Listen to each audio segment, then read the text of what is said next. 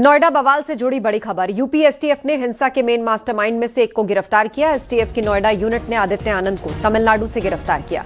आदित्य आनंद ultra left संगठन से जुड़ा हुआ है। सूत्रों के हवाले से अपडेट मिल रही है। यूपी एसटीएफ की ताबड़तोड़ छापेमारी चल रही है और आरोपियों की गिरफ्तारी के लिए एसटीएफ की रेड यूपी, दिल्ली, एनसीआर और दक्षिण भारत में भी छापा मारा जा रहा है। तो नोएडा बवाल से जुड़ी बड़ी खबर है। एसटीएफ ने आरोपी आदित्य आनंद को गिरफ्तार किया है। हिंसा का मास्टरमाइंड बताया जा रहा है आदित्य आनंद, जिसको एसटीएफ की नोएडा यूनिट ने तमिलनाडु से पकड़ा है।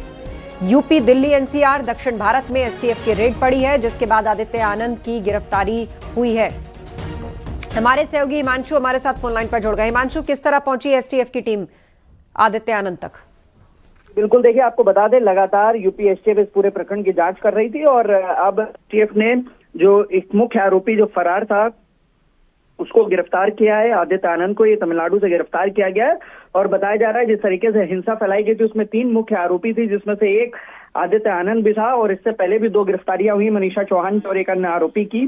तो जाहिर तौर पे लगातार एसटीएफ की कार्रवाई जारी है।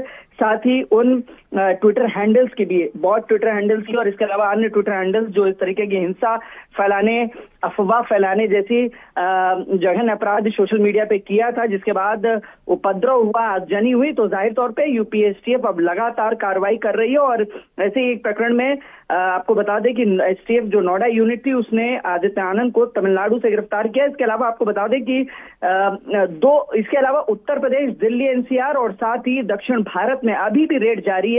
तो जाहिर तौर पर जिस तरीके से अंदेशा जताया गया था कि एक साजिश थी और अब उस साजिश का लगातार खुलासा करते हुए 3 मुख्य आरोपी, जिनमें मनीषा चौहान शामिल है, जिसमें आदित्य आनंद शामिल है और एक अन्य आरोपी जिसकी गिरफ्तारी करके अब जेल भेज दिया गया है। जी बिल्कुल, गिरफ्तारी करके जेल भेज दिया गया है। ये मास्टरमाइंड बताया जा रहा है आदित्य आनंद, और किस तरीके से इस पूरे हंगामे को उसने प्लान किया, उसके बीच में जो उपद्रव मचा, किस किस को अपने साथ आदित्य आनंद ने मिलाया और कैसे मजदूर यूनियनों तक ये लोग पहुंचे और कब से इसकी प्लानिंग चल रही थी, इस पर कोई जानकारी?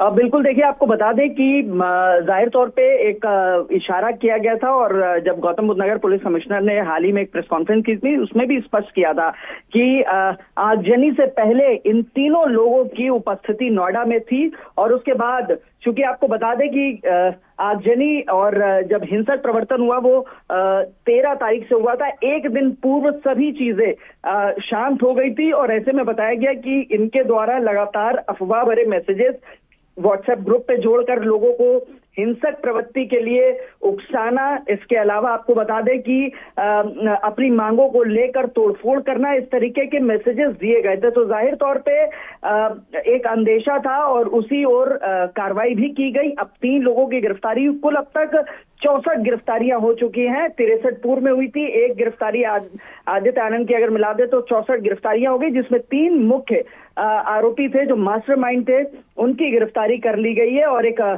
बड़ी सफलता मिली है। यूपी एसटीएफ ने यह कार्रवाई की है तमिलनाडु से और लगातार बताया जा रहा था आदित्य आनंद अपना भेष भी बदल रहा था।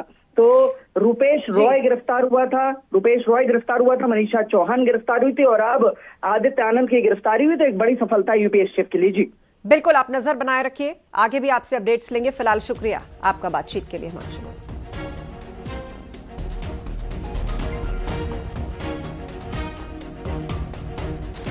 लोकसभा में बिल गिरने पर बीजेपी ने विपक्ष पर निशाना साधा। गृह मंत्री अमित शाह ने कहा कि महिलाएं विपक्ष को सबक सिखाएंगी।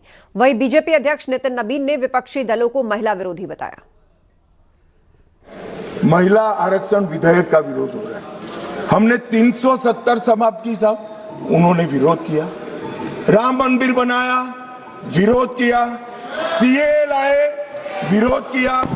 ट्रिपल तलाक समाप्त किया, विरोध किया। जीएसटी लाए, विरोध किया। आयुष्मान भारत बनाया, विरोध किया। नया संसद भवन बनाया, विरोध किया। मत्स्य पालन सहकारिता मंत्रालय बनाया, विरोध किया। सीडीएस बनाया, विरोध किया। 3 तलाक खत्म किया, विरोध किया। नक्सलवाद खत्म किया, विरोध किया। आतंकवाद को सत्ते में डाला, विरोध किया। सर्जिकल स्ट्राइक, विरोध किया। एयर स्ट्राइक, विरोध किया। ऑपरेशन सिंदूर, विरोध किया। मान्यवर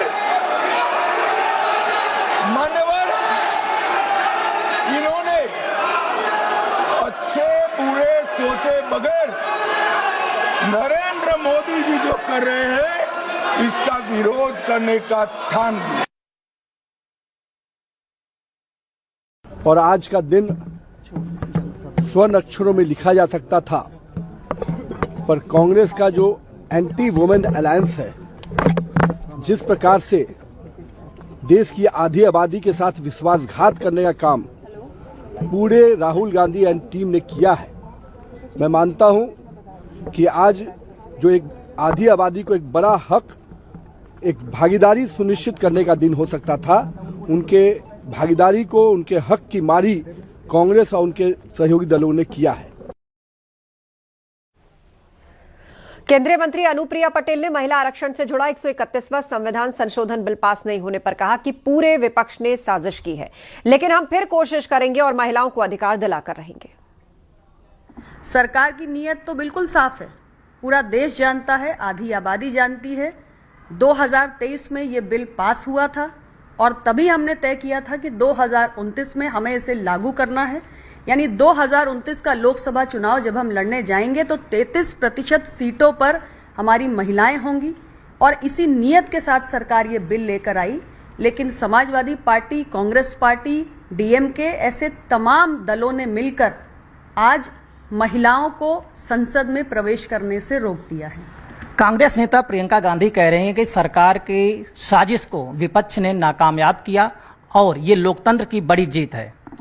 साजिश सरकार की नहीं, साजिश तो समूचे विपक्ष ने की है और नारी शक्ति को उसका अधिकार ना मिले ये साजिश की है। लेकिन हमारी एनडीए की सरकार का भी ये संकल्प है कि नारी शक्ति को उसका अधिकार मिलकर रहेगा। निश्चित रूप से एक विफलता जरूर आई है, एक रोड़ा जरूर अटका है, लेकिन नई परिस्थितियों में हम नए सिरे से विचार करेंगे। हर हाल में इस देश की नारी शक्ति को उसका अधिकार मिलेगा। ये हमारी एनडीए सरकार ने इसके लिए पूरी तरीके से प्रतिबद्ध है।